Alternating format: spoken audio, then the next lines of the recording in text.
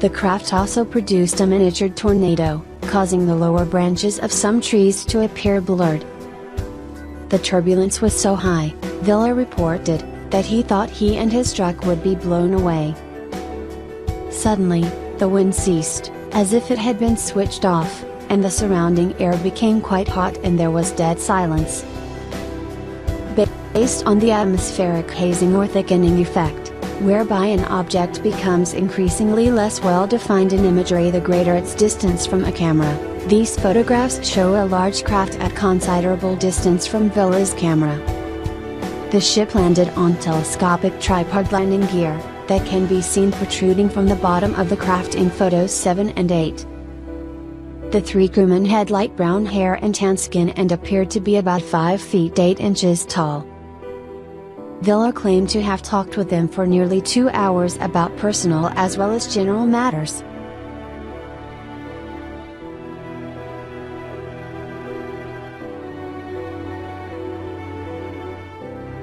January 19, 1966 at 9 a.m., Algondons, New Mexico, where also the silvery discs is captured, at this picture, and those 3 to 6 inch spheres were mirror bright and changed color like metal goes through when heated.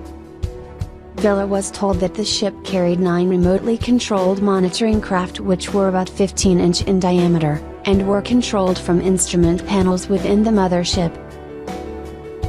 Suppose those were like flying antennas as described in similar contacts. As Paul Villa's roll of film was nearly exhausted, on frame 11 for this picture, he waited for the nearest approach of the silvery disc, and then snapped the next to the last picture on his roll of film. Here we can see the disc and its sphere at its closest. This photo shows the 15-inch in diameter disc with retracted tripod-like landing gear and small silver spherical orbs.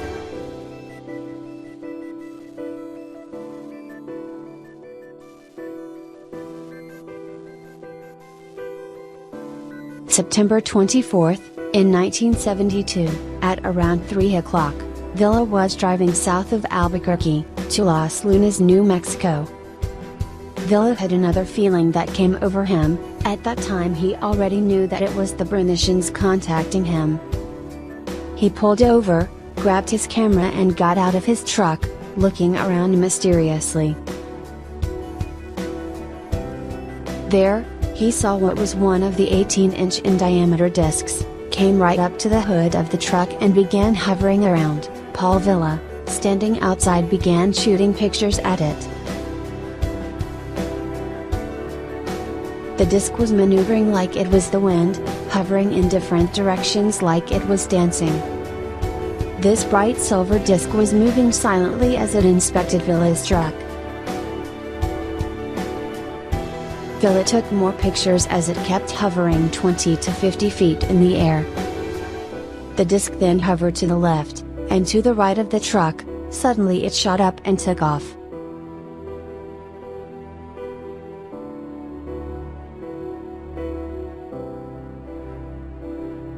Mr. Gabriel Green, of the AFSCA, a professional photographer, who once worked for MGM Studios, took the first set of pictures to MGM laboratories where they blew them up in progressive stages to control graininess, to 30 by 50 inches for the UK, image alone,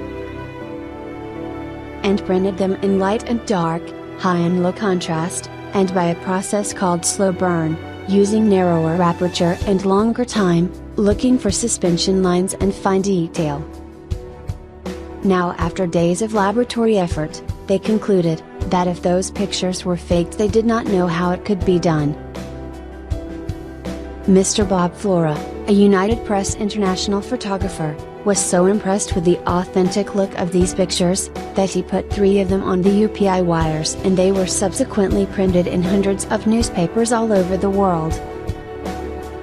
The Los Angeles NEC news program broadcast these pictures on their new color TV newscast for 3 nights in a row. Villa has taken many more photographs of the spaceships for his friends, and to his regret, even released more of them to friends promising to observe his confidence. Some of these new pictures got out and were subsequently published, adding to the woes of his harassment. He has become so bitter about the treatment, that such a person had moved to a secluded location and kept an unlisted telephone number, only known to a very few friends. Later in life, he refused to show or even discuss the pictures with anybody, but his closest friends, knowing the problems involved, respected his confidence and his privacy. There was no need to go looking for him because he kept himself very difficult to find, and if found, would very likely refuse to discuss the pictures. He was just not at all interested in what others thought. It had no bearing on the truths he knew firsthand. Villa snapped pictures of the big ship both before and after the landing, but did not attempt to take pictures of either the ship on the ground or of the occupants. Because he had been asked not to do so, both telepathically and verbally when the Berenicians departed the ship, and he willingly complied with their wishes. But the most important thing, is that this was not an isolated instance. Villa sought no personal publicity and did not lecture or sell any of his pictures or accounts of the UFO contacts. The contacts continued for a good many years until Villa's death in September of 1982, in Los Lunas, New Mexico. The additional information and other photos, Villa insisted, were not to be released without his prior permission by the space people, and to his death he observed that later prohibition. Villa made many notes about his contacts and the dialogues which took place with the extraterrestrials, a collection of notes which exceeded 800 pages last time I saw them. He refused to let them be quoted or published, while he was alive. His wife Funes has them now and may agree at some time in the future to allow them to be published.